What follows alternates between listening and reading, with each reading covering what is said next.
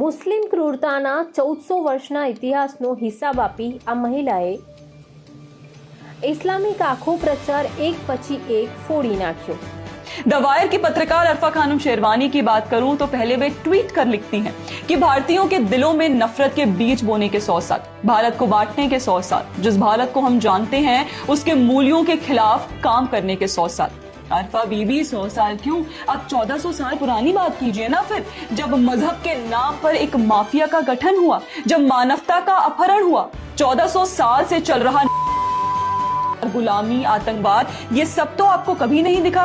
नफरत, हिंसा और फंडामेंटलिज्म की बुनियाद पर बने आइडिया को प्रोपोगेट करने वाली अरफा जी को तो पत्रकार कहलाकर संघ के लिए कुछ कहने का अधिकार ही नहीं है। इस राइट को अवेल करने के लिए अरफा जी को पहले उस आइडिया को कॉल आउट करना चाहिए जो दिन में 5 बार चिल्ला चिल्ला कर आइडिया को ना मानने वालों के रिलीजियस फ्रीडम पर अटैक करता है।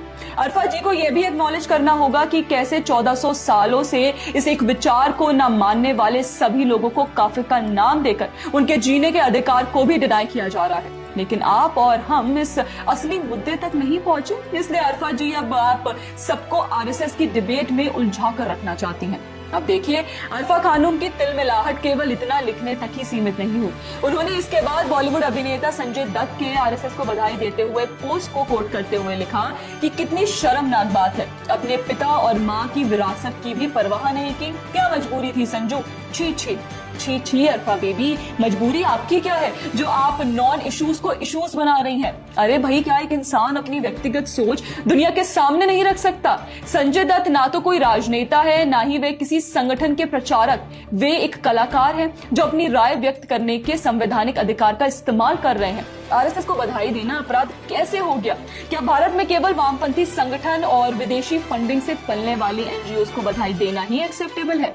और रही बात उनके माता पिता की, तो संजय के पिता सुनील दत्त एक ऐसे अभिनेता राजनेता थे जिन्होंने कांग्रेसी टिकट पर चुनाव लड़ा, लेकिन उनकी सोच हमेशा राष्ट्रवादी रही। वे आपातकाल के खिलाफ खड़े हुए, सामाजिक सेवा में जीवन लगाया। और नरगिस जी एक ऐसी महिला जिन्होंने कैंसर जैसी बीमारी से लड़ते हुए भी पोलियो उन्मूलन और महिला सशक्तिकरण के लिए काम किया।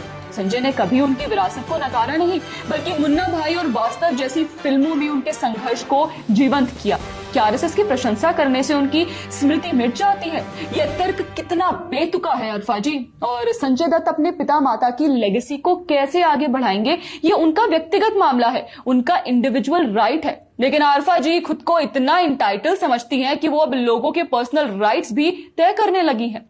अरफा जी, अगर विरासत की बात करूं तो सोचो, आपकी पत्रकारिता की विरासत क्या है?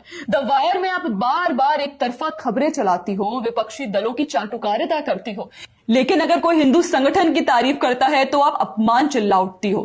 શું મહિલાઓ જ હવે ઇસ્લામિક કપટ અને દંભનો સાચો જવાબ આપી રહી છે?